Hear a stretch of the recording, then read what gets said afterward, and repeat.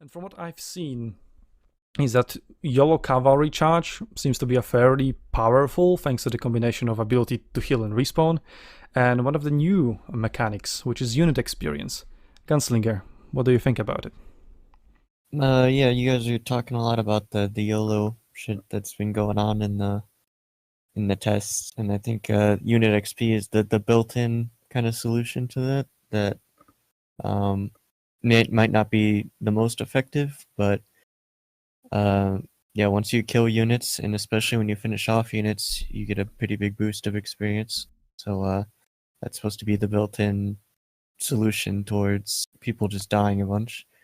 And I think once we play higher tiers, once people get used to it and really see how impactful the bonuses you get from the chevrons are, that it'll kind of assuage that concern a little bit, but we'll have to kind of wait and see how the bonuses pan out for different units, and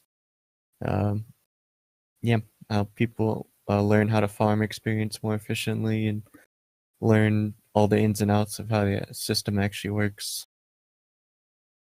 Okay, so yeah, you've mentioned, the figuring out how to gain XP in the most efficient way, and that, I think it could be harmful because then it switches the game away from I feel this is the best thing to do to I know this is exactly the best thing to do because I know how the game mechanics work.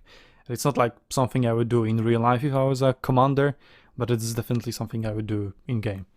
Also, obviously, given that in real life you could also respawn and shit, but whatever. Well, yeah, the fact that finishing off units gives a lot of XP helps a lot towards like actually making it. Yes. You've also mentioned the difference that the bonus stats from XP give or provide. And from what I've noticed, it's really easy, maybe even the easiest to notice on ranged units, where if you are on the same rank as your target you're shooting, you deal, well, the normal damage, right? So let's say you're shooting a Germanicus with heavy infantry, so you only deal AP damage. But once you have one rank advantage, you start getting some higher numbers, because he doesn't get the armor bonus, but he already got the damage bonus. And I'm afraid this can lead to some real heavy snowballing, especially in a competitive setting.